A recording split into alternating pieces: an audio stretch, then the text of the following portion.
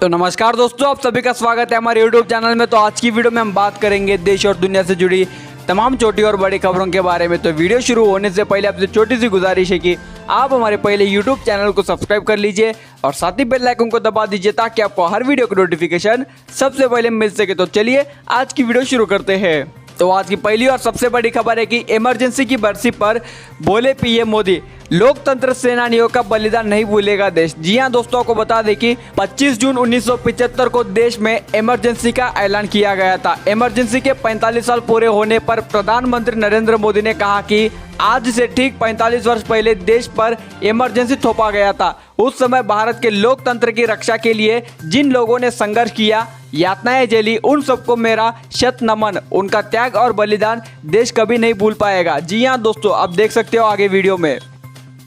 जब देश में आपातकाल लगाया गया तब उसका विरोध सिर्फ राजनीतिक दायरे तक सीमित नहीं रहा था, राजनेताओं तक सीमित नहीं रहा था, जेल के सलाखों तक आंदोलन सिमट नहीं गया था।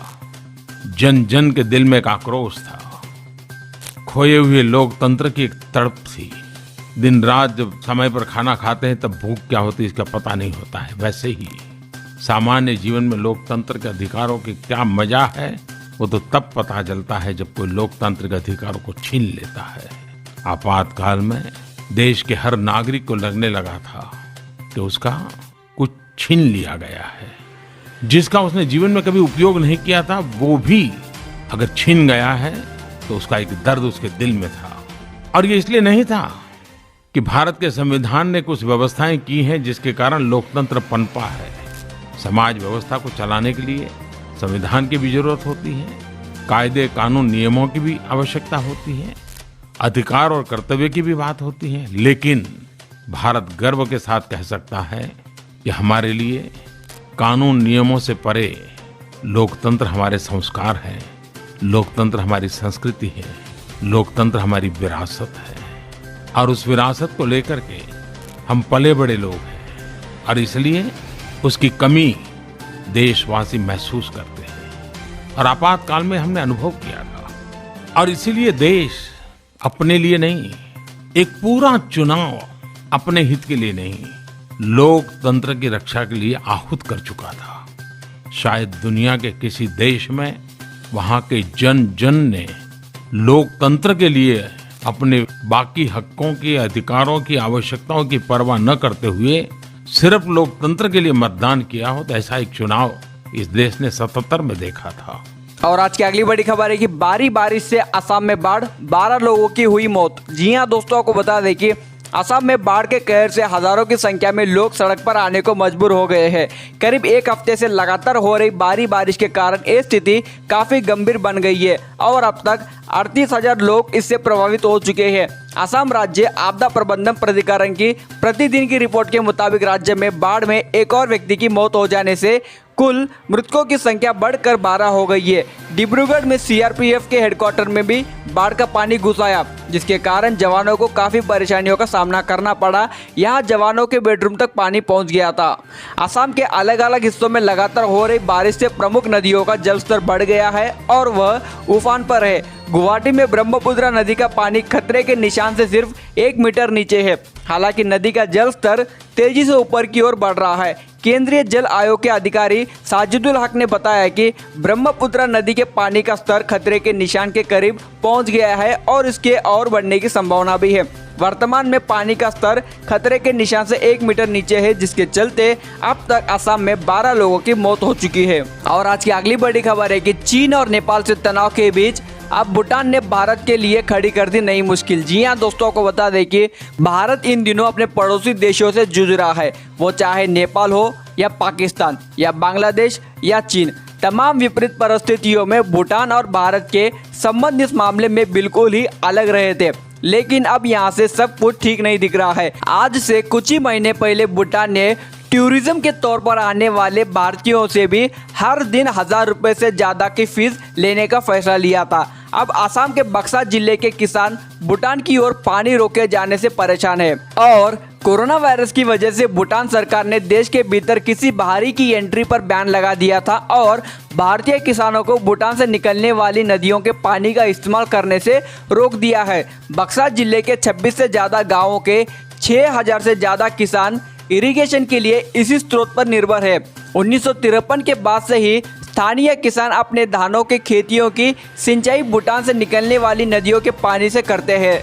हालांकि भूटान की तरफ से अचानक पानी रोके जाने के बाद से ही भारतीय किसान काफी गुस्से में है। बक्सा जिले के किसान समेत सिविल सोसाइटी के सदस्यों ने भी सोमवार को इसके खिलाफ विरोध प्रदर्शन किया और भूटान सरकार के पानी रोके जाने के फैसले को लेकर चिंता जताई। प्रदर्शनकारियों ने कई घंटे तक रोंगिया भूटान सड़कों को भी जाम कर दिया। प्रदर्शनकारियों ने मांग की कि केंद्र सरकार भूटान की सरकार के सामने इस मुद्दे को उठाए और किसानों के हितों को ध्यान में रखते हुए इसका समाधान करने की कोशिश करे। और आज की अगली बड़ी खबर है कि सीबीएसई के पिछले 3 एग्जाम के आधार पर आएंगे 12वीं का रिजल्ट। जी हाँ दोस्तों, आपको बता दें कि कोरोना के बढ़ते संक्रमण को देखते हुए 1 जुलाई से 15 जुलाई के बीच हो रही परीक्षाओं को लेकर सुप्रीम कोर्ट का दरवाजा खटखटाया गया है। सुप्रीम कोर्ट में गुरुवार को हुई सुनवाई में सीबीएसई और आईसीएसई बोर्ड ने अपनी बची हुई परीक्षा कैंसिल कर दी है। ये जानकारी दोनों बोर्ड ने गुरुवार को सुप्रीम कोर्ट में सुनवाई के दौरान दी है। इसके बाद कोर्ट ने केंद्र और सीबीएसई को 12वीं क्लास की परीक्षाओं को लेकर नया नोटिफिकेशन जारी करने को कहा है और इससे अनुमान लगाया जा रहा है कि सीबीएसई बोर्ड के बची हुई एग्जाम्स नहीं होगी और इंटरनल असाइनमेंट्स के आधार पर उन विषयों के लिए स्टूडेंट्स को मार्क्स दिए जाएंगे। और आज की अगली बड़ी खबर है कि ओवैसी का पीएम पर बड़ा हमला, कहा कमजोर लीडरशिप के चलते बढ़ रही है चीनी सेना की घुसपैठी। जी हां दोस्तों, को बता दें कि ऑल इंडिया मजलिस-ए-इत्तेहादुल मुस्लिमीन के अध्यक्ष असदुद्दीन ओवैसी ने चीन की घुसपैठ को लेकर पीएम मोदी सरकार को एक बार फिर से घेरा है। उन्होंने दावा किया कि भारतीय क्षेत्र में चीनी सेना की घुसपैठी लगातार बढ़ती जा रही है। एमआईएम के सांसद असदुद्दीन ओवैसी ने मोदी सरकार पर निशाना साधते हुए ट्वीट किया कि भारतीय क्षेत्र में न सिर्फ चीनी घुसपैठी की संख्या बढ़ रही है बल्कि चीन नया स्पॉट भी बना रहा है। प्रधानमंत्री का कमजोर लीडरशिप चीन को कई मौके दे रहा है। साल 2018 में चीन ने भारतीय क्षेत्र पर 83 बार घुसपैठ की थी, जो साल 2019 में बढ़कर 157 हो गई है। ये पहली बार नहीं है जब असदुद्दीन ओवैसी ने चीन के साथ तनाव के मुद्दे पर मोदी सरकार पर हमला बोला है।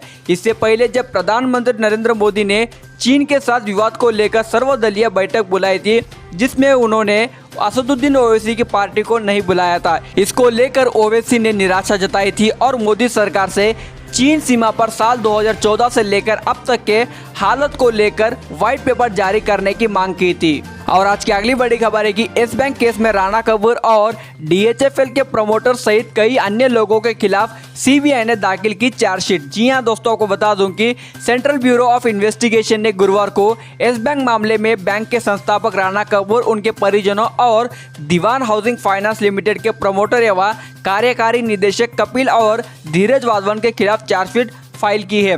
करीब 100 पेजों की इस चार्जशीट में इन सभी लोगों सहित डूइट अर्बन वेंचर्स लिमिटेड और डीएचएफएल को भी आरोपी बनाया गया है। गौरतलब है कि येस बैंक द्वारा संदिग्ध तरीके से डीएचएफएल को लोन देने के मामले में सीबीआई ने 7 मार्च को मामला दर्ज किया था।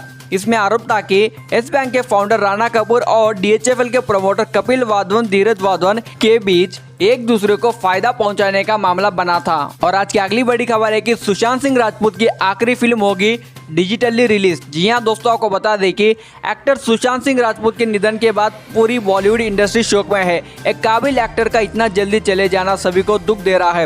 एक्टर कई फिल्मों में बेहतरीन काम कर चुके थे और कई फिल्मों में काम करने जा रहे थे, लेकिन अब उनके अलविदा कह देने के बाद उनकी आखिरी फिल्म को दर्शकों के बीच परोसा जाएगा। हम बात कर रहे हैं सुशांत सिंह राजपूत की आखिरी फिल्म दिल बेचारा की, जिसे मुकेश छाबड़ा ने डायरेक्ट किया था और ये फिल्म 24 जुलाई को पूरे देश में डिज्नी हॉटस्टार डिजिटल प्लेटफॉर्म पर रिलीज की जाएगी। और दोस्तों, इसी के चलते आपको बता दें कि देश में कुल कोरोना वायरस के केसेस 4,73,000 के पार चले गए हैं और इनमें से करीबन 2,72,000 रिकवर भी हो चुके हैं और करीबन 14,894 लोगों की अब तक जाने भी जा चुकी है। तो दोस्तों इसी के चलते आज की तमाम छोटी और बड़ी खबरें यहीं पर समाप्त होती है। वीडियो पसंद आए तो जरूर लाइक करें, शेयर करें और ऐसे ही ताज़ा तरीन खबरें देखने के लिए आज़ाद भारत यूट्यूब चैनल को सब्सक्राइब करें। वीडियो देखने के लिए आपका बहुत बहुत धन्यवाद। जय हिंद, वंदे मातरम।